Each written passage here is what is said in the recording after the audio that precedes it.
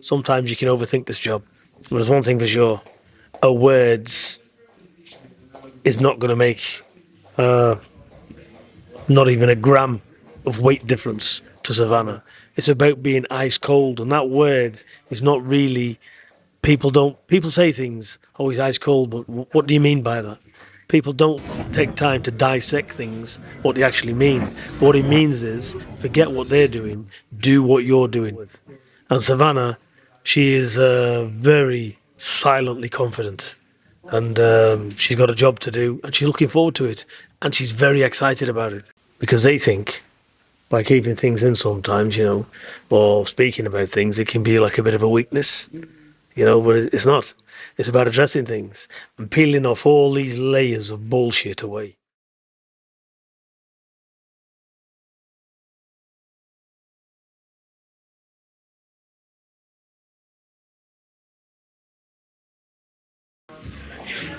Right. Here we are, October Red Boxing. We are here with the man of the day, the man of the week, the man of the year, one of my favourite trainers and people, actually, Peter Fury. Welcome back. Thank you. It's always a pleasure. Good to see you again. Hometown, Birmingham, my hometown. Yeah. Talk to us a little bit about why you're here. Well, John Pegg's a good friend of mine. I like John. I've got a lot of respect for the man. He's old school fighter, old school gym. No spills and frills. This is what I like. So, yeah. But he's a good friend of Kerry Kay's as well, Mick Hennessy. So we all get on very well. So, yeah, it's all big one. It's all big one family, isn't it? So, yeah, that's the main reason I'm here. We like to see that, the fact that the coaches can say, come down to our gym. You've travelled down from up north and brought your fighters down here. We'll talk about, there's a young chap that you brought down here. Let us know a little bit about him, somebody that you've taken into your stable quite recently. Would that be James Dean, would it? Oh, young Yeah. James, he's actually started now. He started, yeah. He's always been with me anyway. So he's but he's down. He's 16. He's been with me since 14. I think he's 17 in November. Yeah. So he's he won the National Schoolboys Championships last year, and he's doing quite well. So that's another one on the conveyor belt coming through. We talk about that conveyor belt. We know that obviously Savannah Marshall has got a very, very important titles fight coming up, September 10th. How's it been going in camp with Savannah? It's been going well. Just working away. Don't expect too much too early. Just got a thing to do and just working away and just chipping away at the block really. And she's coming on. I'm very happy with the way things are. Yeah. The press conference that we had the other week, you're somebody that I would say sort of like a voice of reason in boxing. You tell it how it is. You were very fair, very respectful towards both fighters, your fighter and Clarissa. Judging from how Clarissa was at the presser, how do you find that she is going into this fight? I think I can't really. It's up to her, whatever she wants to believe and whatever she does. But me looking at it, I would say a little bit apprehensible, is it?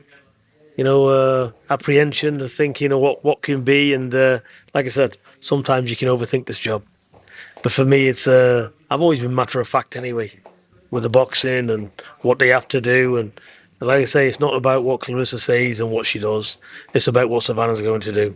But there's one thing for sure: her words is not going to make not even a gram of weight difference to Savannah. Not 1 gram, nothing. It means nothing. So that's the way my fighters are learned. Mentally, they're prepared. They know what they're going into. Even the crowds on the night. I'm even speaking about that now today, not just on fight week. So we cover everything, and Savannah knows Clarissa very well. So everything she did, well, I'll give you an example. Everything she done at that press conference was exactly what we expected. So it is what it is. That's their personality. It's fine, and but it ain't going to make any difference to Savannah at all. You as a coach then, somebody that not just prepares their fighters to be able to box in the ring, to be able to get those knockouts. You come across as somebody that really likes to get into their fighter's head. You mentioned it there, you touched on it about the mentality of a fighter. How important is that? I think it's everything, because if the fighter's not on tune or lets other things bother him, the only thing that should bother that fighter is when that bell goes and doing your job. It's the same as what I say, the fighter's not got to worry about what's happening in front of them, not reacting to everything they're doing. They've got to do exactly what they're doing. Like I said to you off camera, it's about being ice cold, and that word is not really. People say things, oh, he's ice cold, but what do you mean by that? People don't take time to dissect things, what they actually mean. But what it means is, forget what they're doing, do what you're doing. You've heard things time and time again where fighters has been took out of rhythm, you know, because they start doing the other man's fight or the other woman's fight, and then they're losing control. So it's all about that. So ice cold means no emotions, doesn't it? Do your thing, and it'll be enough. And we talk about that because at the presser we could say that Clarissa, she's angry. It came across she was vocal. And you talk about having that ice cold mentality and that switch where Savannah was quite relaxed. Her British banter, as we are, we're quite dry in our sense of humour. Stuff that she was saying, she just came across as very unfazed. So that ice cold kind of like mentality, would you say that extends out of the ring? Yeah, definitely. You are what you are, and all the bravado or whatever ain't going to alter the course of anything. Some people is like that. Some people, it depends on their own personality, But you've got to do your own personality and what you're comfortable with. And Savannah, she is very silently confident, and she's got a job to do, and she's looking forward to it, and she's very excited about it. She wants this. You can imagine. It's a massive, massive fight. So, and she wants it that massively as well. So it's all good. So everything's going to plan, like I say, mentally, physically, boxing wise, everything's covered. Any other fighters that you're going to be putting on the card as well? Because we know that you've obviously got another young fighter as well. I am terrible with names, so it skipped my brain. And even I was just talking to her. Any other fighters that you're going to be hoping to be on the card? Yeah, April Hunter will probably be on the card. Yeah, she'll be on. So she's training as well. So yeah, she's coming off a good win. So we'll look to step her up in opponents and get her a good fight again. Your camp, your training style, I've seen it today. Savannah sparred several boys, one after the other for a few rounds and kept in there. Talk to us a little bit about that then, and the pressure that you're prepared to put on Savannah to prepare her for this very important fight.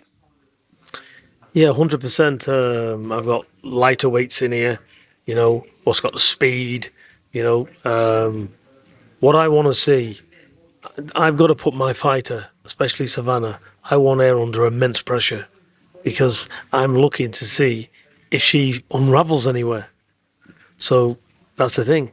It's like having a water test, so much pressure, there's a leak. Let's hope we don't spring no leak. So this is all what it's about, I spoke to Savannah as well in this camp as well. I said, you're going to have to go through a lot of pain. You're going to get it. You're going to get it. This is the hurt business. But I want to see how you get it and respond. Keep that cool calmness, and go about your job. I want to see you go about your job when things ain't going right. That's what I'm looking for, not when things are going right. I'm not interested in good spars. I'm interested in you coming second best and turning that around to become better at it. So that's the mentality behind it. And how is Savannah coping with that? I mean, I can say that she looked all right in there today, as in she has got that ice cold. She is very emotionless in there. But how do you find Savannah? And it's almost like she's still learning. You're saying that she's still learning. I'm going to put you through your paces now. We're gonna up the game. How does she respond? She's always responded to everything I've told her, because once you explain to a fighter the reasons why you're doing it and what you're doing it for, they're better, and then they understand it. They take it on board and they say, yeah, you're right. Let's do that, and we just go at it, and she goes at it, I should say, and she does what. Look, she done 8 rounds there with all different opponents. You know, she's getting it, she's slipping, doing things right, doing some things wrong as well. So it's early days. This is the I think the first most competitive spar, full on spar really. You know, where she's in with fellas and good fighters as well.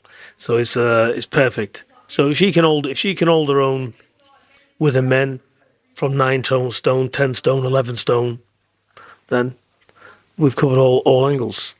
Is that how, like, you, I mean, when you decide a fighter comes to you, you know, they've got a bit of talent, but they need work. What is it that Peter Fury looks for when he looks at a fighter? What is it that makes you say, you know what? I think we'll work well together. I can help you.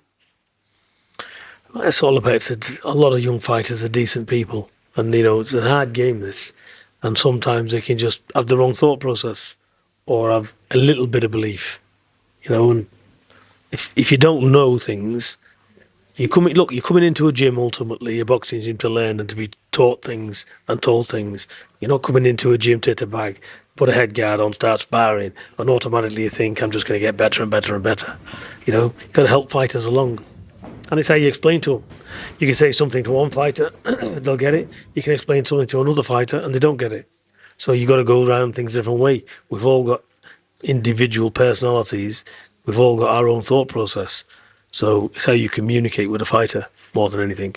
And when the fighter knows as well, you want the best for them, and what you're telling them is right. Not like do this because it might work. That's not going to do anything. You know, we just say to the fighter, do this because if you do this and you get it right, it'll work. It'll be beneficial for you. So putting them different hats on, it's almost like you've got a house full of children and you've got to put a different hat on for each child that you speak to. How do you find that as a coach? Sometimes isn't it draining for you to like continuously have to, almost like you're switching personalities to be able to get that fighter to listen to what you're saying? I don't know. They all listen really, and you know they're all nice people, aren't they? That's why I'm in boxing, because you know it's a hard business this when that bell goes, and you need people in your interest that knows what they're talking about, that can give the right advice and progress the fighter. But a lot of the time, that fighter just needs that bit of a confidence at the back, you know, and it's like watering a flower, isn't it? You know, a bit of care and attention, you know, and doing the right things, not over sparring them, not getting their faces smashed in and stuff like that. You just got to look at the levels and see where it's at, you know. And I may say to another sparring partner over there, listen, pull the punches, take it steady. But he doesn't know that, you know, because they've got an ego thing anyway. They don't like to, they get a little bit, oh no, I'm all right, I'll spar. They always say that. It's up for me to look at it and see what's what. And that is something that, unfortunately, obviously, when it gets to the fight, you won't be able to do that. So it's almost like you're taking steps towards getting them to where they need to be. Of course, it's small steps. You know, I always look at that hare of the tortoise, you know. Yeah. The hare goes nowhere. Only fools rush in, as they say. The tortoise, the patience and everything else. That's what creates champions. You know, it's what goes wrong and how you rectify it that creates champions. And when we're going to move on to that, because we're going to move on to young Huey, the fight that was expecting to happen earlier on with Michael Hunter, which I think Ben Shalom's confirmed it will be an eliminator for the Daniel Dubois to obviously fight him for his title. How's Huey been? Because we know that there was injury or he couldn't fight. How's he been? He's good now. He's back on recovery mode and he's in the gym. So he's working towards his fight date. That's it. He's ready. Let's just get it on. Get the sparring sorted out and away we go. And how do you find Michael Hunter for him? You know, obviously I'm not asking to give away tactics, but exploring fighters as they are. What do you see to be attributes that Huey can obviously take away from Michael? We've got our own mindset with him. He's a difficult night's work for anybody because he's awkward, he's elusive, and he's a good boxer. So, you know, but will that be enough? You know, let's see. You can also box. So, like I said, with all these type of fights, you know, we've got, in my mind, I know the answers. But, you know, the fighter's got to get there. And it's all about who can perform on the night. You can't do a magic wand. He's got to train the best of his ability. And that's it. You know, they both 100% believe they can beat the other one. So let's see. That's what we want. You know, if it was a foregone, look, if I said to you, Huey's going to beat Andre, it's a foregone conclusion, I wouldn't have no interest in that fight. Yeah. I wouldn't have even took him in the first place. Would have took somebody else. I'm in boxing to see good fights, and this is a good fight between these pair. So let's see it. You talk about performances because, like you said, you can prepare diligently. You can do everything outside in camp in preparation.